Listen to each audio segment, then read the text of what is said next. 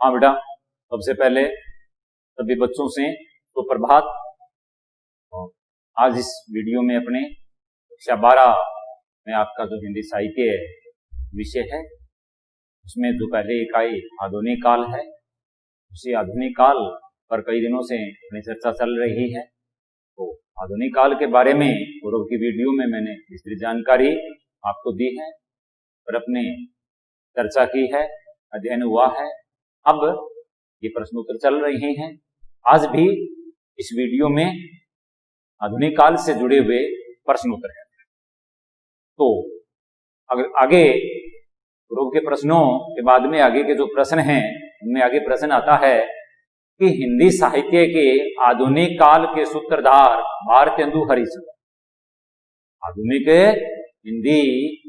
हिंदी साहित्य के आधुनिक काल के सूत्रधार प्रश्न है।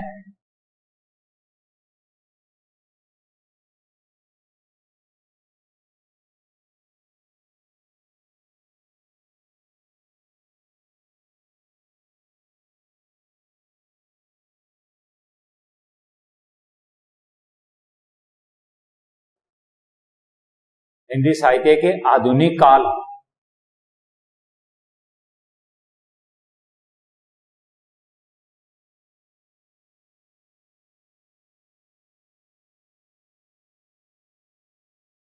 आधुनिक काल के सूत्रधार भारतेंदु हरिश्चंद्र।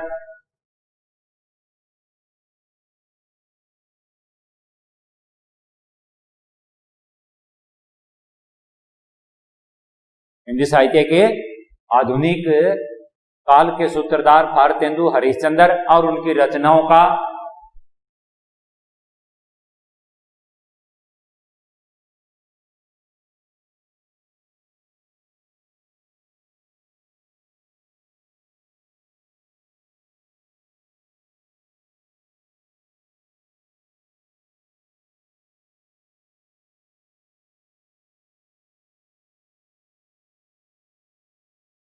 परिचय दीजिए बेटा। पूर्व की तरह बेटा प्रश्न को समझना जरूरी है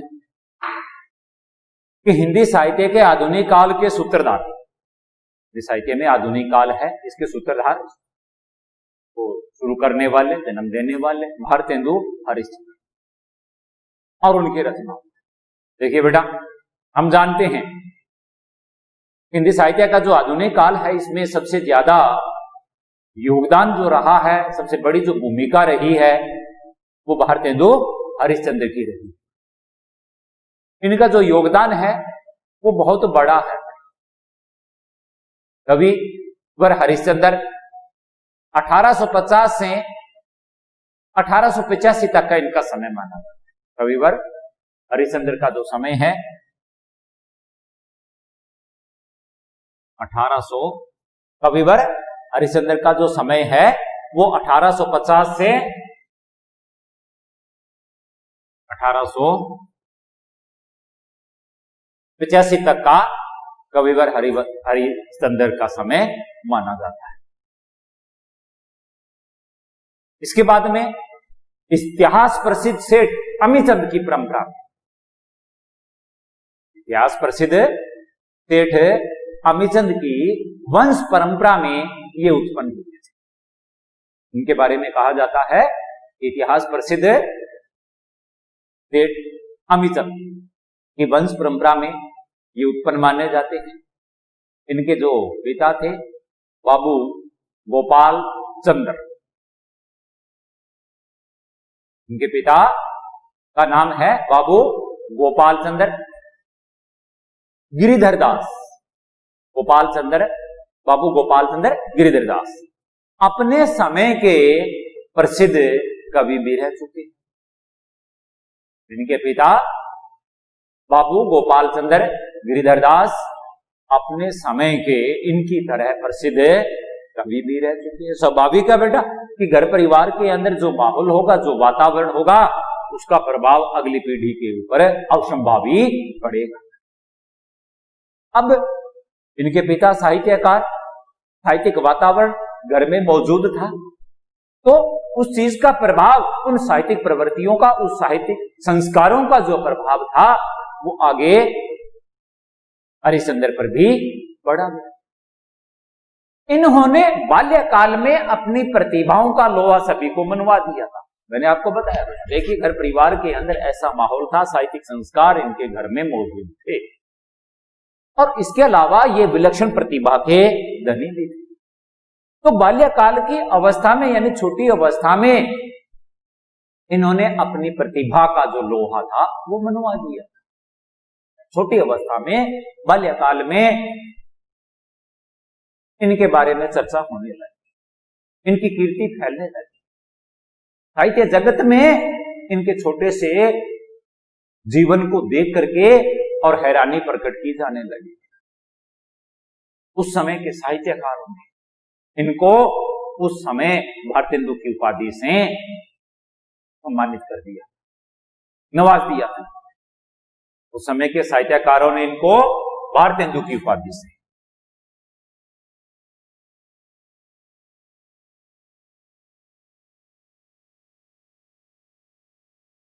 इनके समय के जो साहित्यकार थे उन्होंने कविवर हरिश्चंद्र को भारतेंदु की उपाधि से नवाज दिया। इसके अलावा ये न केवल कवि थे, कवि होने के साथ साथ उच्च कोटि के ये पत्रकार भी थे। ये चीज प्रत्यक्ष साहित्य में हमें दिखाई देती है बेटा। इनकी रचनाओं के साथ साथ इनकी पत्रिकाओं का भी जिक्र आता है। तो ये पत्रकार थे और पत्रकार होने के साथ साथ कवि वचन सुधा, हरिश्चंद्र चंद्रिका इनकी पत्रिका थी।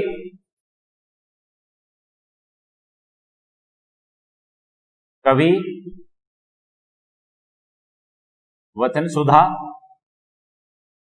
और हरिश्चंद्र चंद्रिका, इन दो पत्रिकाओं का, कवि वचन सुधा, हरिश्चंद्र चंद्रिका, इन दोनों पत्रिकाओं के संपादन का काम स्वयं हरिश्चंद्र ने ही किया। अब संपादन का काम किया तो इसका मतलब ये क्या थे, पत्रकार भी थे।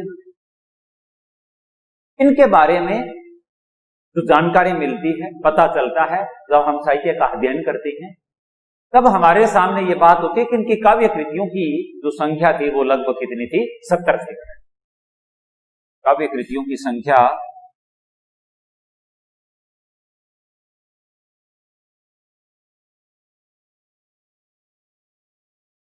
कितनी मानी गई है, 70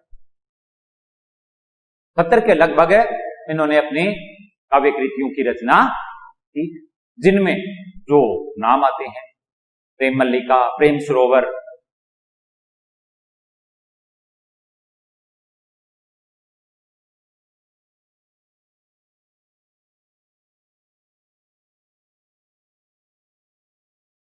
प्रेम मल्लिका, प्रेम सरोवर, गीत गोविंदास, वर्षा विनोद,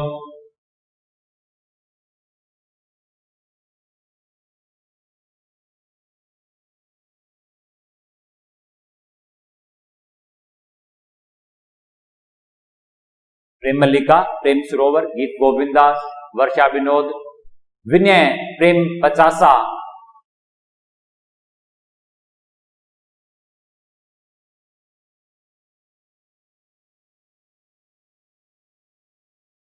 विनय, प्रेम पचासा, प्रेम फुलवारी, वेणुगीति,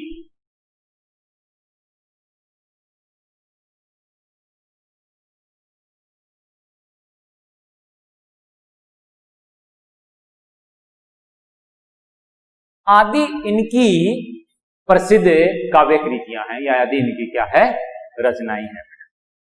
प्रेम मल्लिका, प्रेम सरोवर, गीत गोविंदास, वर्षा विनोद, विनय, प्रेम पचासा, प्रेम फुलवारी और वेणु गीति, ये इनके प्रसिद्ध काव्य कृतियों के नाम हैं।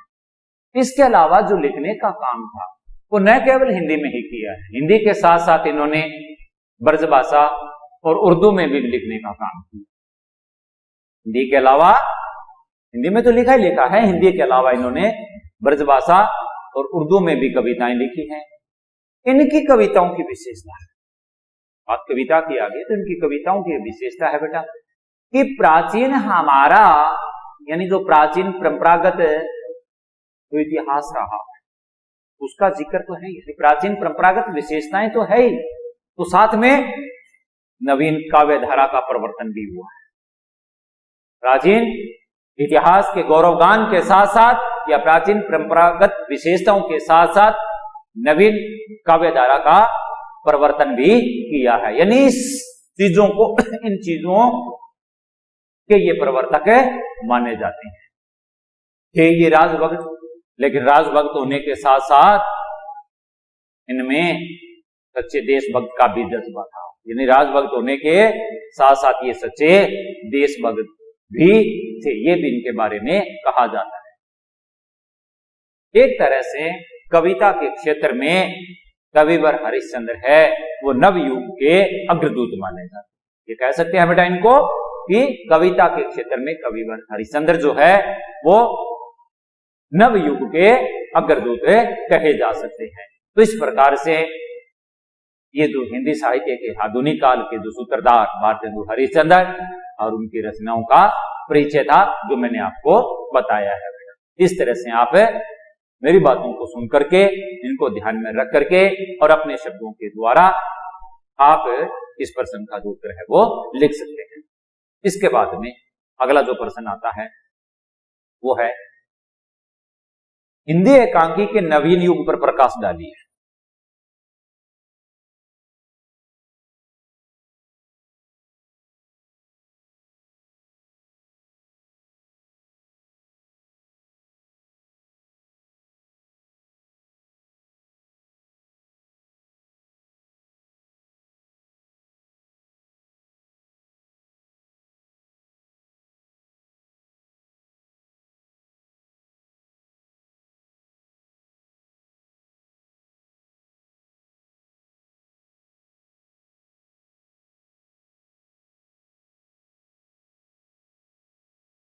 प्रश्न को समझना है बेटा। हिंदी के अंदर एकांकी नए युग में, अब जो वर्तमान में 1960 के बाद में यूं कहें बेटा, जो एकांकियों की रचना हुई है हिंदी एकांकी के नवीन यानी एकांकी लिखने का जो नया युग प्रारंभ हुआ है उसके बारे में हमें चर्चा करनी है, बातचीत करनी। वैसे तो नए युग की एकांकियों का समय इतिहास के अनुसार वो लगभग 1937 से माना जाता है।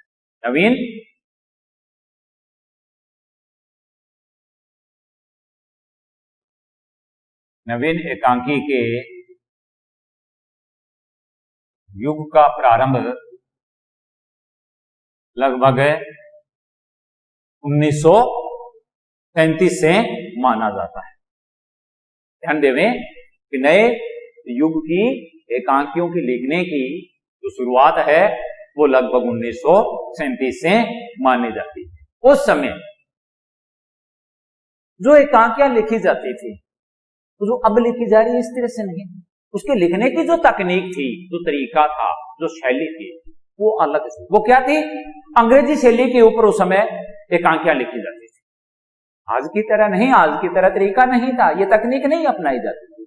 उस समय के एकांकीकार एकांकी को लिखने के लिए अंग्रेजी तकनीक को अपना रहे थे, या यूं कहें कि उस समय अंग्रेजी की तकनीक के अनुसार हिंदी के अंदर अधिकतर एकांकियों की रचना की जाती थी। क्योंकि कारण था बेटा, क्योंकि जो शेक्सपियर है, इब्सन है और बर्नार्ड शॉ, इनके नाटकों का अनुकरण हिंदी में होने लगा। उस समय क्यों लिखी जा रही थी उसका कारण ये था शेक्सपियर।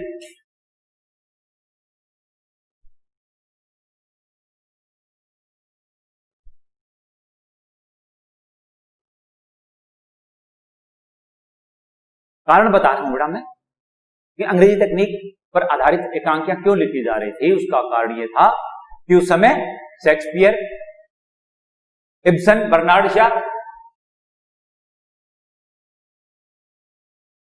ये नाटककार है बेटा, और एकांकी छोटा रूप होता है, नाटक बड़ा होता है। जैसे महाभारत है, रामायण है। अगर इन सब का चित्रण किया जाए, रंगमंच पर प्रस्तुत किया जाए, तो ये नाटक होगा। इनमें से किसी एक घटना का, एक भाग का, मान लो द्रौपदी चीरहरण की घटना का चित्रण करना है, बताना है, दिखाना है, तो उसको फिर है तो वो नाटक है, लेकिन उसको नाटक नहीं कहेंगे, तब उसको एकांकी, उसके एक अंग का, एक भाग का वो चित्रण हो रहा है। तो ये कारण था बेटा, क्योंकि शेक्सपियर, इब्सन और बर्नार्ड शॉ, इनके नाटकों का अनुकरण हिंदी में उस समय हो रहा था, तो इनका प्रभाव भी हमारे एकांकीकारों पर पड़ा, एक तरह से नकल करने लगे। इसलिए इस युग के अंदर अधिकतर जो एकांकियां थी वो अंग्रेजी तकनीक पर आधारित थी, यानी अंग्रेजी तकनीक को, उस तरीके को, उस शैली को अपना करके और एकांकियां लिखी जा रही। इस समय डॉक्टर रामकुमार वर्मा, लक्ष्मी नारायण मिश्र, जो इस समय के जो एक एकांकीकार थे, डॉक्टर रामकुमार वर्मा,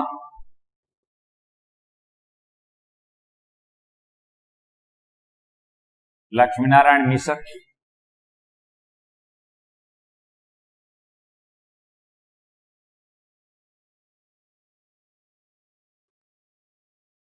उपेंद्र नाथ अश्क, उदय शंकर भट्ट,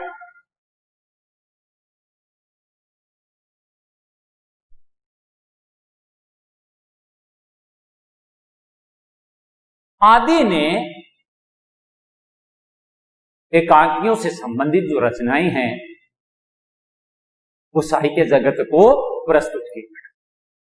डॉक्टर रामकुमार वर्मा, लक्ष्मी नारायण मिश्र, उपेंद्र नाथ अश्क और उदय शंकर भट्ट की एकांकियों की जो रचनाएं थी वो साहित्य जगत में आई।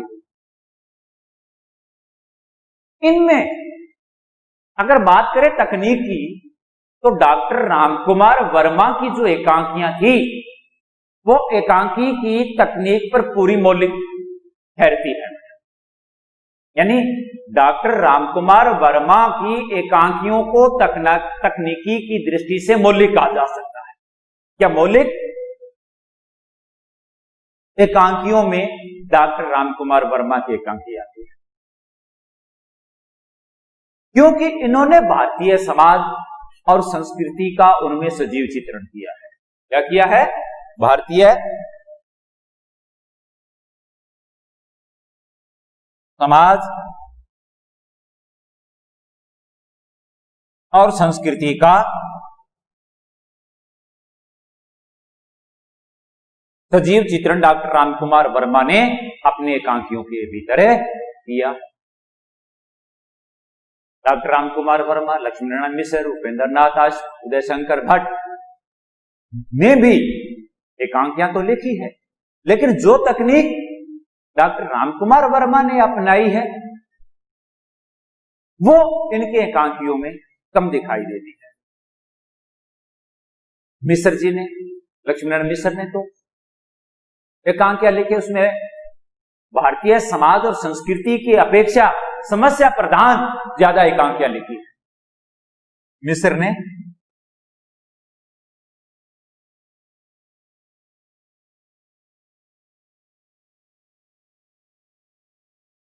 समस्या प्रधान एकांकियों को ज्यादा महत्व दिया है, यानी इन्होंने अपने एकांकियों का विषय वस्तु के अंदर समस्या प्रधान को रखा है। अब अन्य अगर प्रवर्ती एकांकीकारों की बात करें तो उसमें विष्णु प्रभाकर, डॉक्टर लक्ष्मी नारायण लाल, अन्य में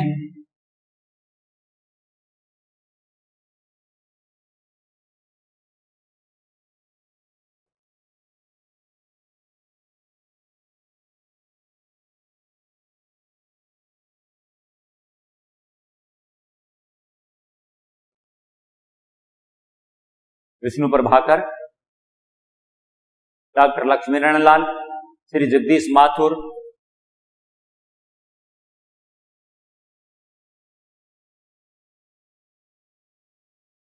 मोहन राकेश,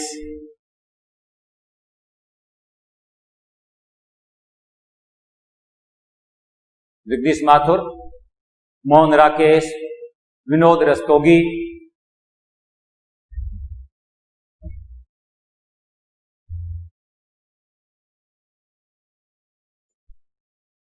आदि रचनाकारों की रचनाएं यानी एकांकियां हैं वो सामने आई है। यानी ये जो रचनाकार है वो नवीन युग के एकांकीकार माने जाते हैं।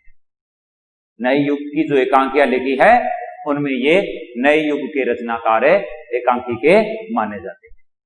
इस प्रकार से ये था बेटा कि हिंदी एकांकी के नवीन युग पर प्रकाश डाला गया। तो नवीन युग की जो एकांकियां हैं वो किस तरह की है, इस युग के एकांकियों की शुरुआत लगभग 1937 से, लेकिन उस समय जो एकांकियां लिखी जाती थी वो आज की तरह नहीं थी, अंग्रेजी तकनीक पर आधारित थी।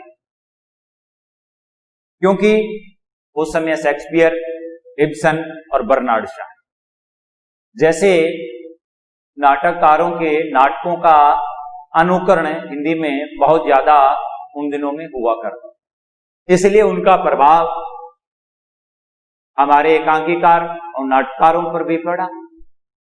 इसलिए इस युग के जो एकांकीकार थे उन्होंने उनसे प्रभावित होकर के और उनके लिखने के तरीके को अपनी एकांकियों में अपनाया। इस समय डॉक्टर रामकुमार वर्मा, लक्ष्मी नारायण मिश्र, उपेंद्र नाथ आश्ट, उदय शंकर भट्ट, इनकी रचनाएं इस समय हमारे सामने आई, यानी इनकी एकांकियां हमारे सामने आई जो अंग्रेजी तकनीक पर आधारित थी। डॉक्टर रामकुमार वर्मा की एकांकी जो थी वो तकनीक की दृष्टि से मौलिक कही जाती है। डॉक्टर रामकुमार वर्मा, लक्ष्मी नारायण मिश्र, उपेंद्र नाथ आश्ट, उदय शंकर भट्ट की अधिकतर एकांकियां हमें दिखाई देती है। यहां डॉक्टर रामकुमार वर्मा ने अपने एकांकियों में अधिकतर भारतीय समाज और संस्कृति का ज्यादा सजीव चित्रण किया है। मिश्र ने समस्या प्रधान एकांकी लिखी है, तो वहीं अन्य जो नाटक एकांकीकार हैं इन्होंने भी अपनी एकांकियों में अपनी सोच के अनुसार उस तकनीक पर आधारित एकांकियों की रचना की है। अन्य इस युग के रचनाकारों में अगर हम नाम लेवें तो विष्णु प्रभाकर, डॉक्टर लक्ष्मी नारायण लाल, इसके बाद में श्री जगदीश माथुर, मोहन राकेश और विनोद त्यागी जैसे रचनाकारों की जो रचनाएं हैं वो हमें पढ़ने को, देखने को मिलती है। तो ये था हिंदी एकांकी के नवीन युग पर प्रकाश डालने की बात है। अब इसके बाद में आगे एक और प्रश्न आता है, वो है आदर्शवादी कहानी का सामान्य परिचय देना है।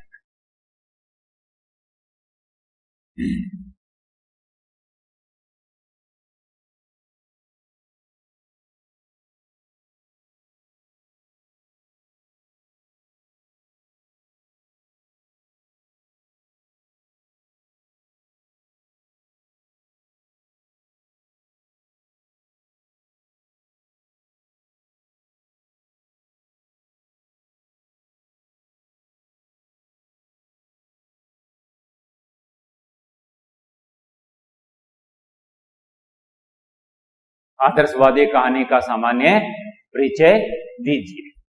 ये हमारा प्रश्न है। कई तरह की कहानियां मैंने पूर्व की वीडियो में बताई आपको, चित कहानी, कहानी, और यहां आदर्शवादी कहानी पर भी चर्चा अपने करेंगे। आदर्श, देखिए बेटा, वो हमारे मूल्य, वो हमारे सिद्धांत, वो हमारे आदर्श, जिनको हम सामने रख करके या जिनको जीवन में अपना करके उनसे हम प्रेरणा लेकर के और उनके अनुसार अपने जीवन के चरित्र का हम निर्माण करते हैं, जिनको लेकर के हम जीवन में आगे बढ़ते हैं, जो हमारे लिए सम्माननीय है, जो हमारे लिए पूजनीय है, जिनके प्रति हम अपनी श्रद्धा, आस्था और विश्वास हमेशा बनाए रखते हैं, वही हमारे आदर्श होते हैं। साहित्य जगत में भी आदर्श को अपना करके और कहानियों की रचना हुई है।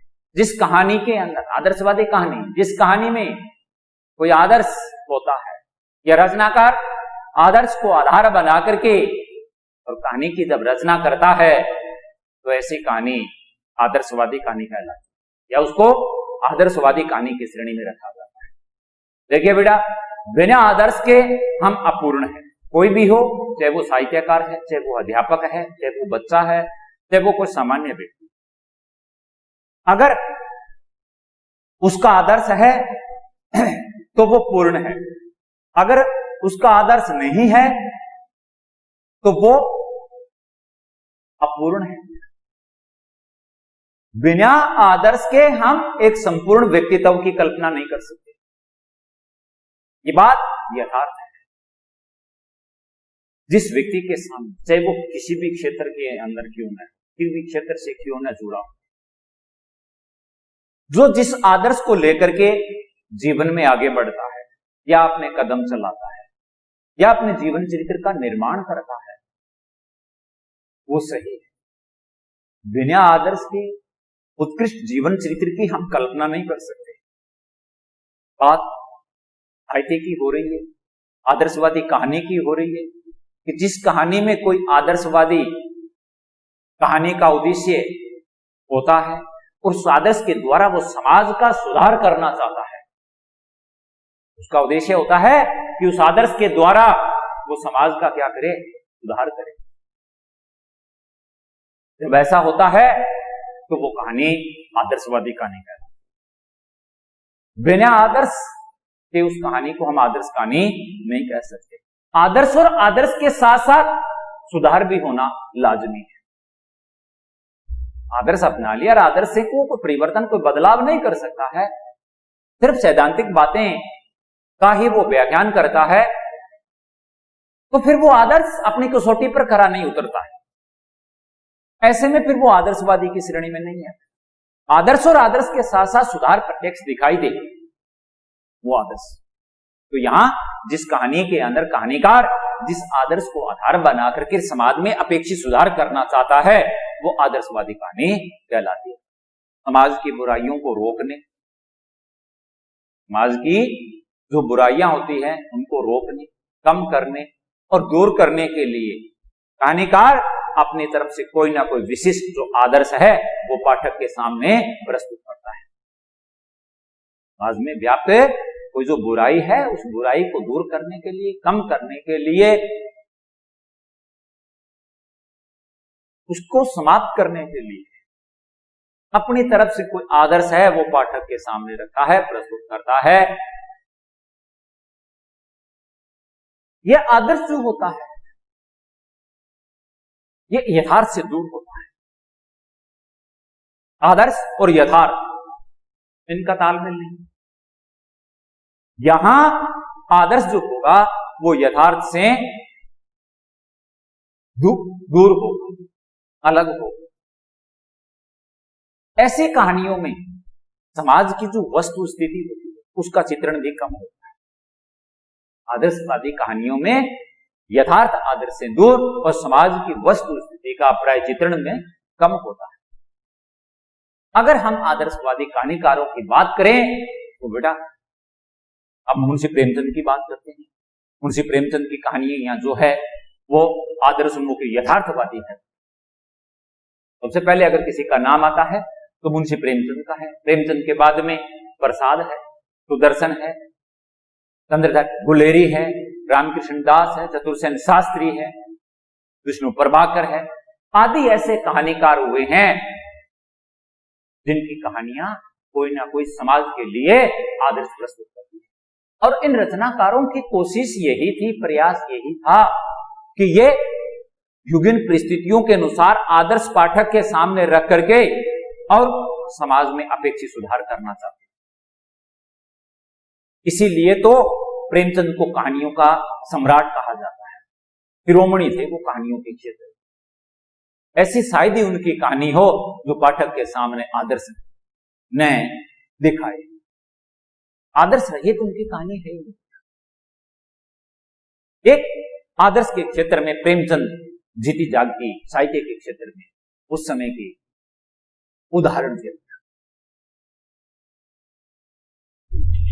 इन्होंने प्रेम, त्याग, न्याय, ईमानदारी, राष्ट्र प्रेम से जुड़े हुए अनेक आदर्श हैं वो पाठकों के सामने रखते हैं।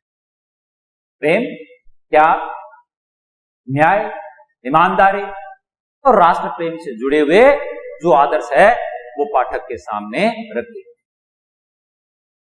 प्रसाद की आकाशदीप पुरस्कार, गुलेरी की उसने कहा था, प्रेमचंद की, ये उदाहरण स्वरूप बात कर रहा हूं मैं, उदाहरण के द्वारा या उदाहरण की दृष्टि से देखें तो प्रसाद जी की आकाशदीप पुरस्कार कहानियां आती है। गुलेरी की उसने कहा था, बहुत बड़ा आदर्श रखती है। इसी प्रकार प्रेमचंद जी की पंच परमेश्वर, सुदर्शन की हार की जीत जैसी कहानियां हैं। ये कहानियां सरलता और ईमानदारी का पाठक के सामने एक आदर्श वो प्रस्तुत करती है।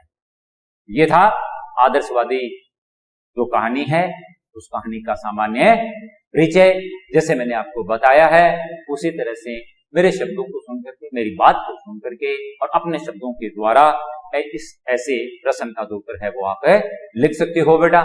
और ये थे इस वीडियो में आज के प्रश्न। अब अगले वीडियो के ऊपर अपने अगले बिंदु पर चर्चा करेंगे। तब तक के लिए धन्यवाद।